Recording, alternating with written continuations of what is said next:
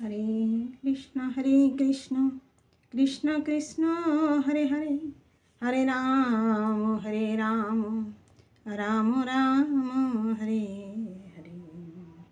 গুরু ব্রহ্মা গুরু বিষ্ণু গুরুদেব মহেশ্বর, গুরু সাক্ষাৎ পরম ব্রহ্ম তস্मै শ্রী গুরবে নমঃ। अखण्डमण्डलाकारं व्यक्तं येन चराचरं तत्पदं दर्शितं येन तस्मै श्रीगुरवे नमः। अज्ञानं तिमिरन्धस्य ज्ञानञ्जनं शलाकं चक्षुरुन्मीलितं येन तस्मै श्रीगुरवे नमः। नमो ब्रह्मण्यदेवाय गोब्रह्मणहिताय च जगद्धिताय श्रीकृष्णाय गोविन्दाय नमो नमः। नमो कृष्णाय वासुदेवाय हरये परमात्मने अशेषक्लेशनाशाय गोविन्दाय नमो नमः। जय गुरुदेव, जय राधे जय राधे।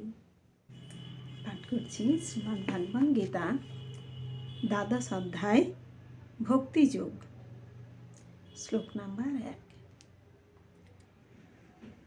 अर्जुन उवाच एवं सतत युक्ता जे भक्तस्तांग पर्युपासते जे चाप्यक्षरं व्यक्तं तेषां के যোগবিত্তমা।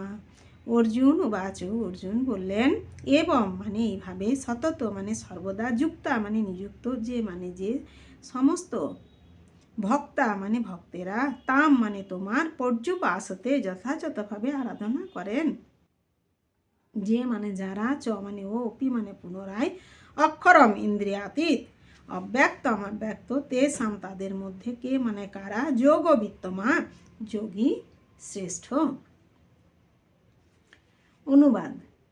অর্জুন জিজ্ঞাসা করলেন, এইভাবে নিরন্তর ভক্তিযুক্ত হয়ে যে সমস্ত ভক্তেরা যথাযথভাবে তোমার আরাধনা করেন এবং যারা ইন্দ্রিয়াতীত অব্যক্ত ব্রহ্মের উপাসনা করেন, তাদের মধ্যে কারা শ্রেষ্ঠ যোগী। তাৎপর্য। এখন পর্যন্ত শ্রীকৃষ্ণ সবিশেষ তত্ত্ব, নির্বিশেষ তত্ত্ব ও বিশ্বরূপ সম্বন্ধে ব্যাখ্যা করেছেন এবং সব রকমের ভক্ত ও যোগীদের কথা বর্ণনা করেছেন। সাধারণত পরমার্থবাদীদের দুটি শ্রেণীতে ভাগ করা যায়, একটি নির্বিশেষবাদী, অপরটি সবিশেষবাদী।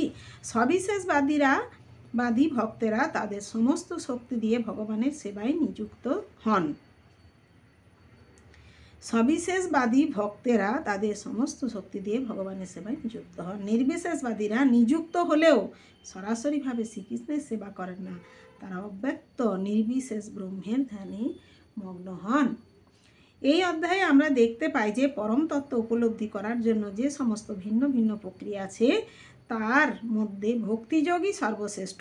যদি কেউ পরমেশ্বর ভগবানের সান্নিধ্য লাভের জন্য একান্তই আকাঙ্ক্ষী হন, তাহলে তাকে ভক্তিযোগের পন্থা অবলম্বন করতেই হবে। ভক্তিযোগে প্রত্যক্ষভাবে যারা ভগবানের আরাধনা করেন তাদের বলা হয় সবিশেষবাদী। অর্জুন এখানে নির্বিশেষ ব্রহ্মের ধ্যানে যারা নিযুক্ত হন তাদের বলা হয় নির্বিশেষবাদী। অর্জুন এখানে জিজ্ঞাসা করছেন, কোন পন্থাটি অধিকতর শ্রেয়?